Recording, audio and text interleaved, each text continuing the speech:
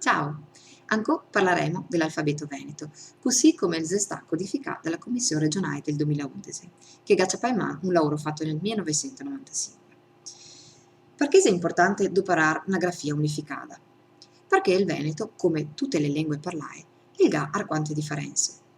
Catar fuori delle lettere che ne permette, se voglio scriverlo, di essere capita dappertutto, ma ne permetta anche di seitare a pronunciare così come sono abituato, ne dà la possibilità di mettere d'accordo il veneto parlato col veneto scritto. Adesso vedremo un po' delle lettere più particolari, scominciando dalla lettera S sorda, del sasso, muso, soe. Perché è importante? Perché noi altri in Veneto non abbiamo i doppi. Non catarei mai una parola con due consonanti compagne tacae. Se vado a scrivere la parola muso, la scriverò con la S soia. In Veneto la leserò muso e penserò alla bestia.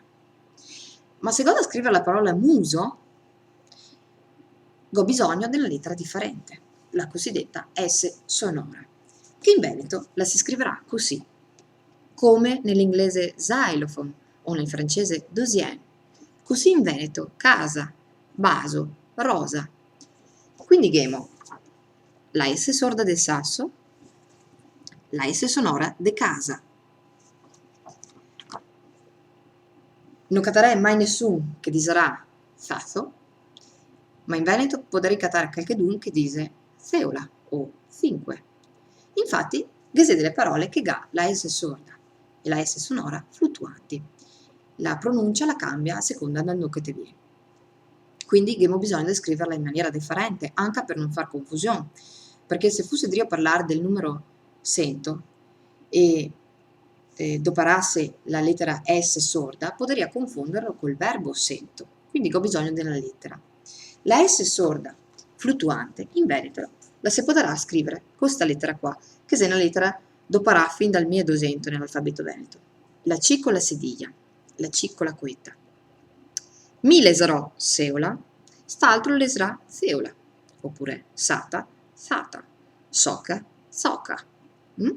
Potrei anche scriverlo col TH, ma mi permise più facile, no? Ho una lettera sola, no? È più semplice.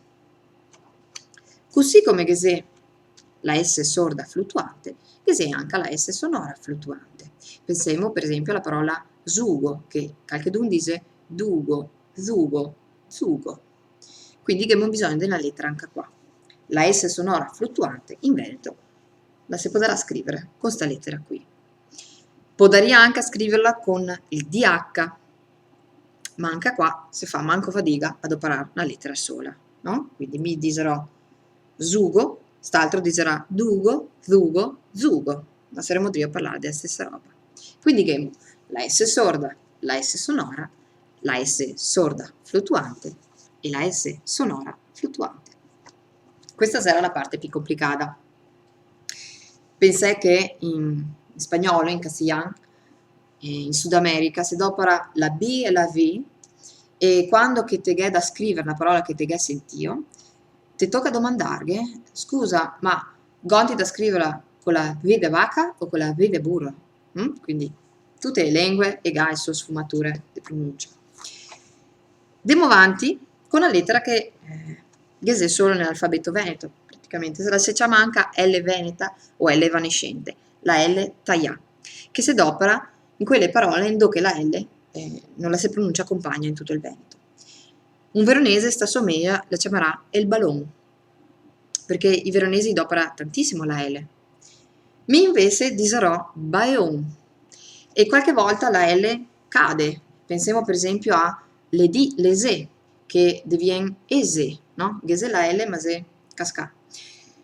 Quindi gemo da doperare una lettera per questa L mobile, anche perché se fosse io a parlare delle scoe, inteso le scuole, ma scrivesse scoe, perché mi non sento la L, sarei io parlare delle spassaore. Se invece dopero la L taglià, un veronese diserà scole, mi diserò scoe, ma saremo io a parlare della stessa roba. La I lunga di giacchetta o giacchetta.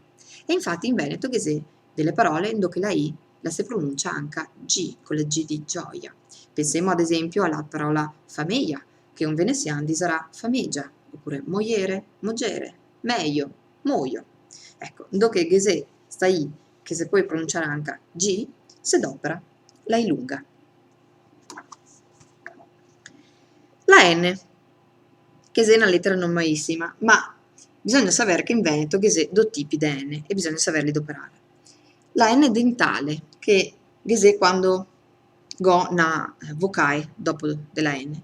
Mi go messo è noselle. Quando dico la parola noselle, la punta della lingua la se sui denti, infatti la si chiama dentale, che è diversa dalla N che faccio quando dico la parola can, no? Dove la lingua, il dorso della lingua è sul palato, e infatti la si chiama N velare. Come in inglese singing and singing, che è sta sfumatura. Perché è importante? Perché in Veneto abbiamo un sacco di parole che finiscono con N.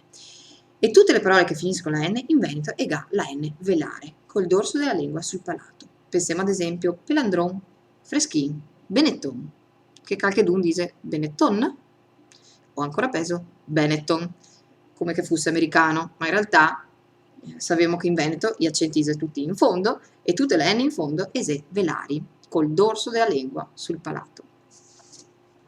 Eccomi, vi saluto qua con una parola veneta che dopo si diventa internazionale, il ciao, che viene da ciao, sciavo, schiavo tuo, era un omaggio che ti facevi a chi che ti avevi davanti, e per dire che sto sono, che noi altri abbiamo tanto, pensiamo ad esempio allo sciuso, il bogon o boveon, anche detto sciuso, o al mascio, lo sciopo, la sciona, ecco, per dire che non abbiamo bisogno di scriverlo col trattino o col puntino, se una C, che te pronunci come la te pronunceresti normalmente, se che sei una consonante se dura, se che sei una vocale se morbida, te che metti la S davanti. Quindi sciuso, mascio, sciopo, sciona. Ciao!